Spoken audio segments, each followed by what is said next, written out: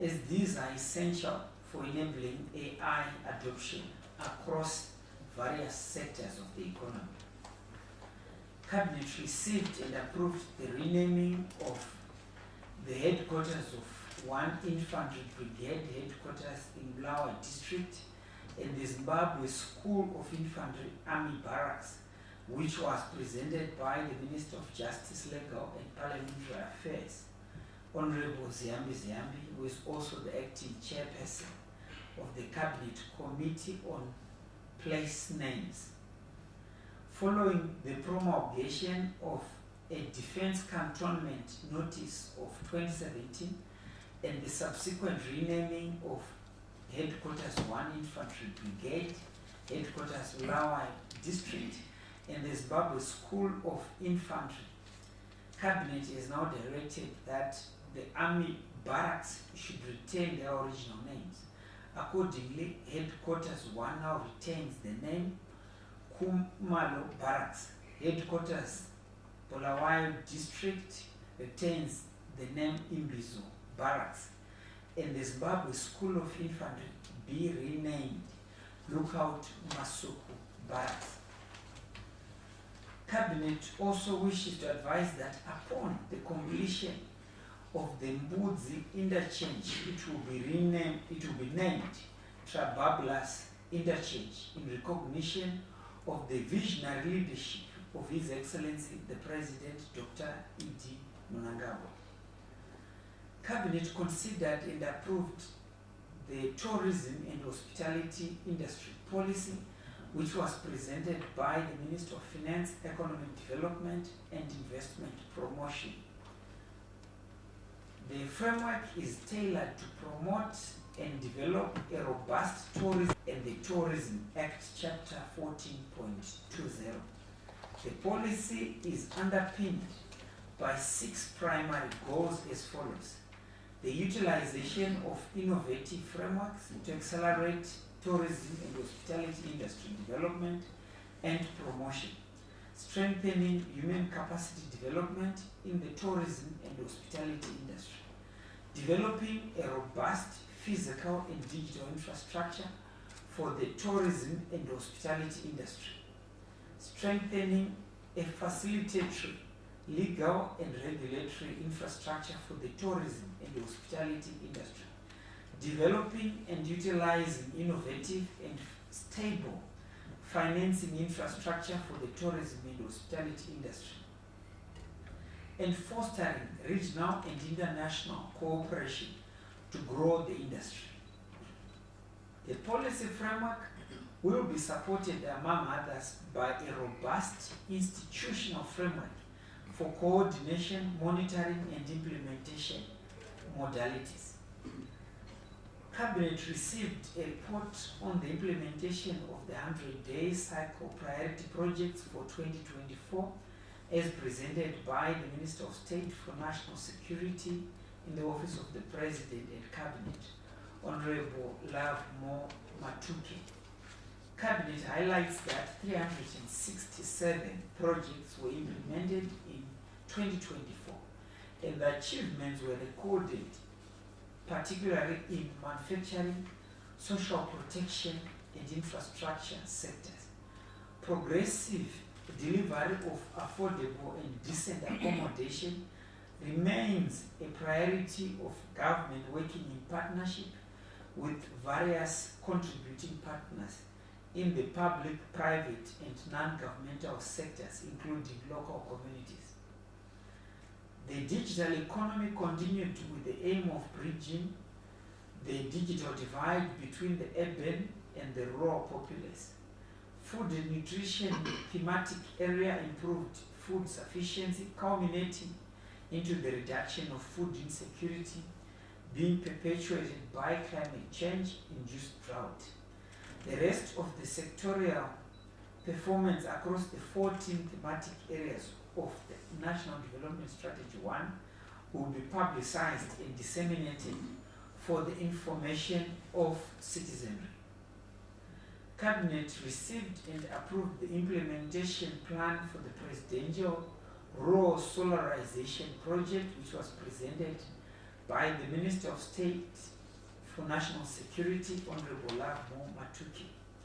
Cabinet approved the Presidential Solarization Project, which is a livelihoods initiative aimed at providing sustainable renewable solar energy to household beneficiaries in the 8 rural provinces of the country.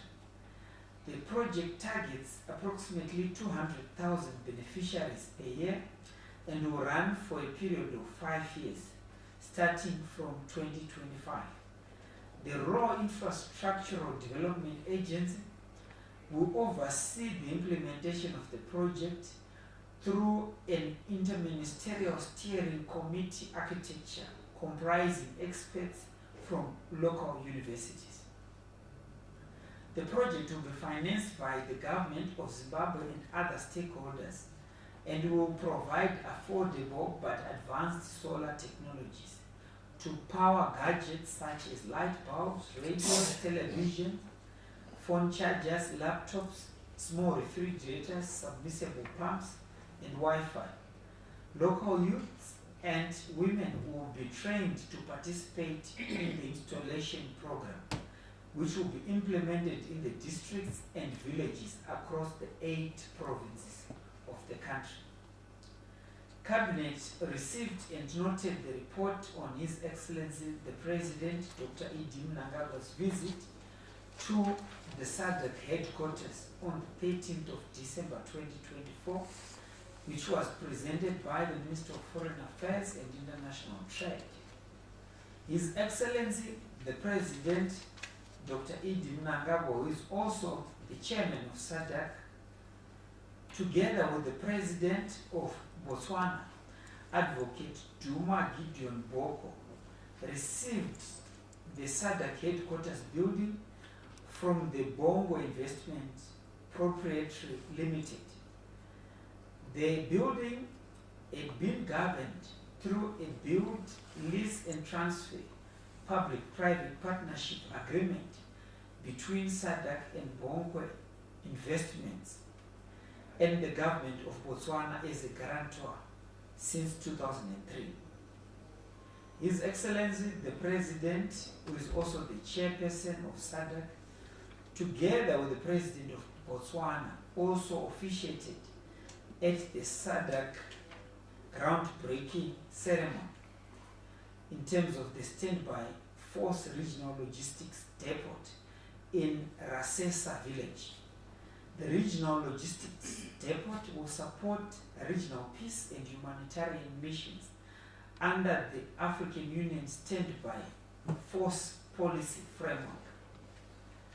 Cabinet received and noted the report on the 29th Conference of Parties to the United Nations Framework Convention on Climate Change held in Baku, Azerbaijan, which was presented by the Minister of Environment, Climate and Wildlife, Honorable Dr. Stembiso Nyoni. Zimbabwe's delegation to the Conference of Parties that took place from the 11th to the 22nd of November 2024 successfully negotiated the resolution, among others, of the Loss and Damage Fund, the collective quantified goal on climate finance, to a value of 1.3 trillion annual budget financing by 2035 to fight climate change, the roadmap for the National Climate Change Adaptation Plan, and the implementation modalities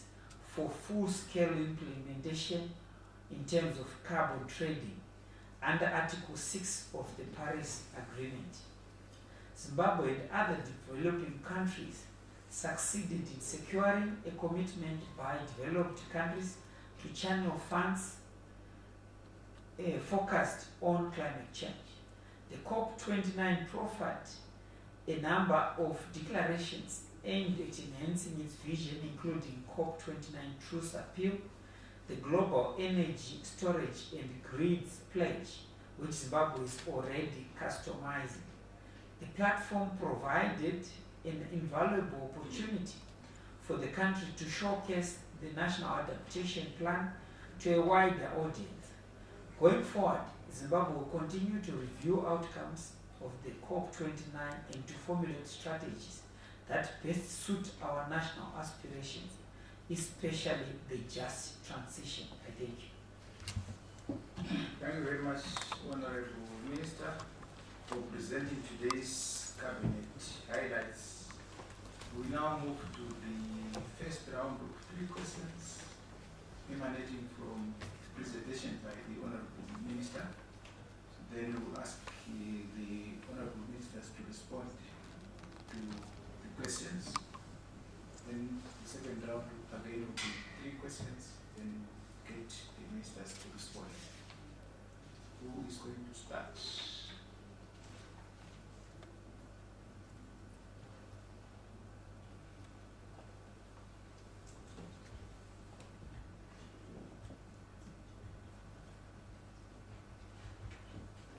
Yes. Thank you very much, Chief Secretary. My name is Chawla Cruz from ZBC. My question is that. Yes, any other question?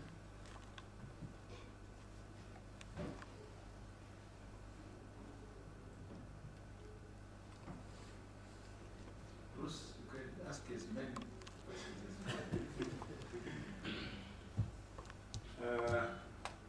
Probably I might be going off rail, but from the renaming of goods interchange, I want to find out from the Minister of Transport for this year, how many kilometers have been done of road network and what impact to the economy? Thank you. Yes. Maxwell Tapatapa from Star FM. Just to add on this question, I also want to hear the budget I used so far, the monetary value that you have used in terms of infrastructure development this year, roads. Over to you, Honorable Minister. Thank you, Chief Secretary. The first question from Bruce. What effect does the new policy have in terms of the numbers, in terms of the visitors? Over to you, Minister of Tourism. Thank you very much, Chairman, and thank you very much, Bruce. So, the policy itself is doing 2 things. To develop tourism through infrastructure, whether physical or digital or any other innovative methods. Number 2 is to promote our destination Zimbabwe through the same. However, it is put in place to give direction, to give guidance to the operators on what they should do or what they should follow as a policy of the government in everything that they do.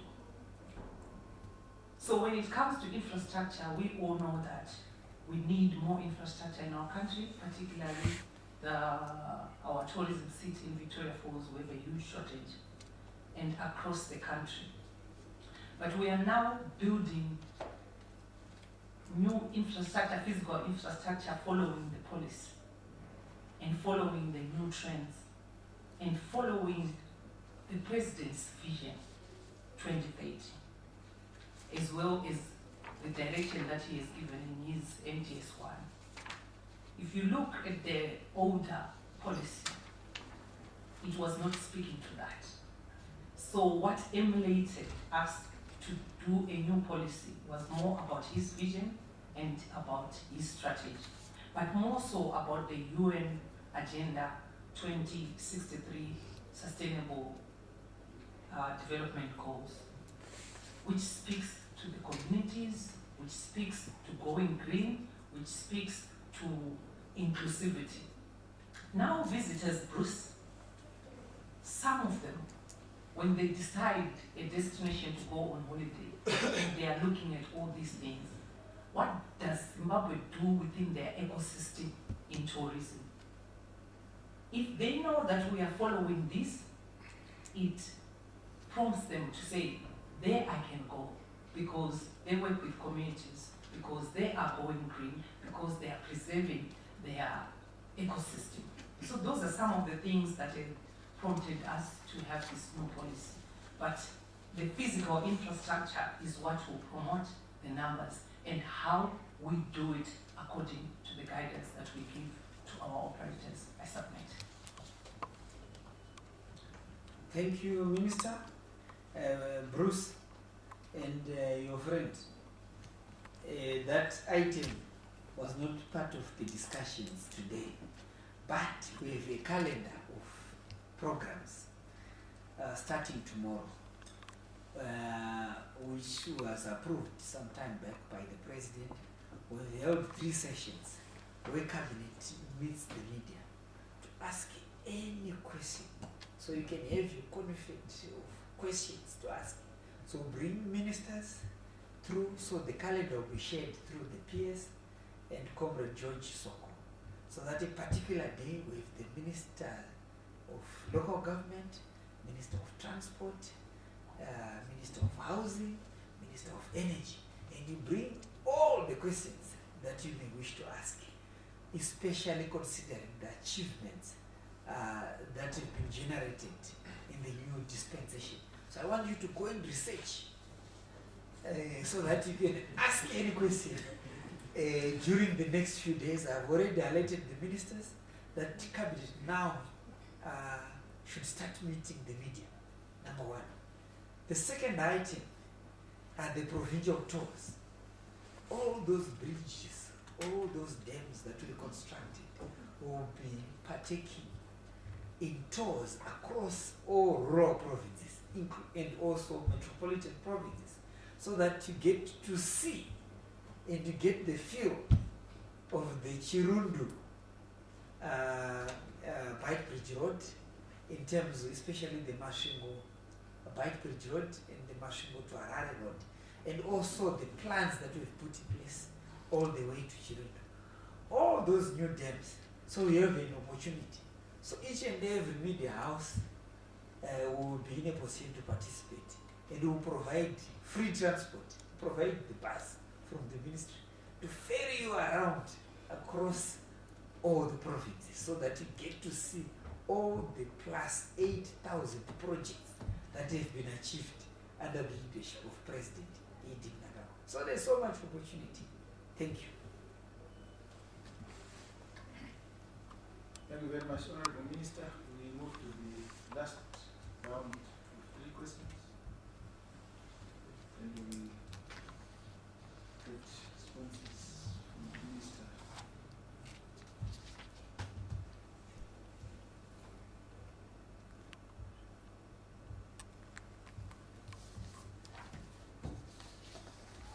Yes. Maybe the Honorable Minister skipped a paragraph, I'm not sure, but there's a topical issue that is going on whereby some fish in Lake Chulero died, and also animals died. Did the Cabinet by any chance discuss such issue? If not, the Minister of Information, I'm sure you might say something about it. Yes.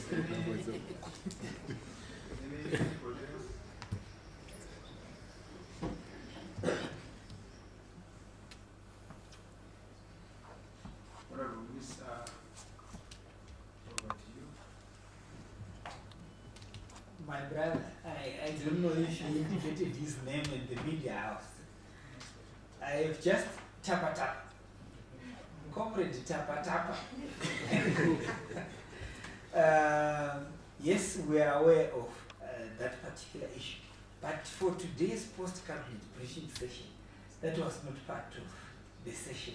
But as I've indicated, that as government, we will provide a facilitatory platform that will allow members of the 4th estate, if you've got particular areas in any province that you may think you would want to visit, be it the Marovanyati Dam, the government under the Ministry of Information, Publicity and Broadcasting Services who provide the transport to take you through all these provinces so that you get to see.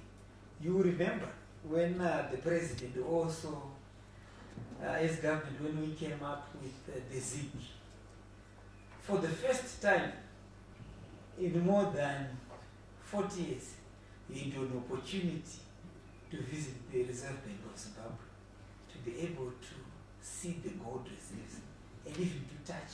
So we're an open government, very transparent. So Comrade Tapatapa, you should come and participate, especially on the provincial tours. If you want us to deal with Mazo or any other lecturer who will be in a position to respond to any question. Thank you so much.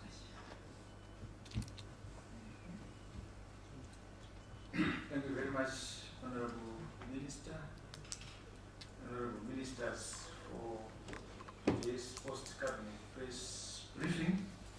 So we've come to the end of today's post-cabinet press briefing. But as the last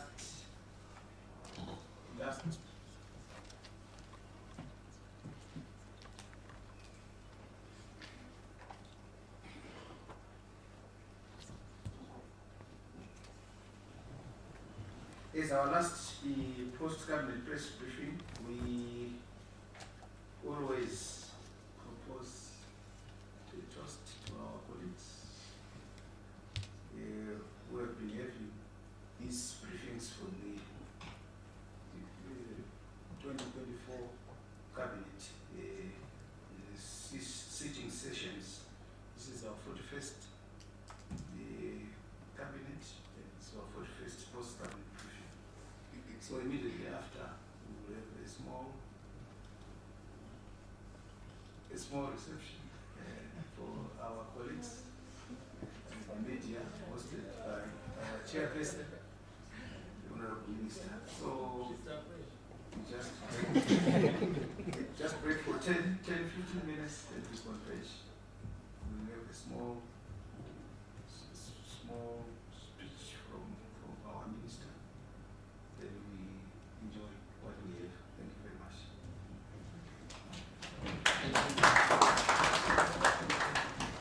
And the last question for 2024 was a defective question from Tapatapa. You get a medal.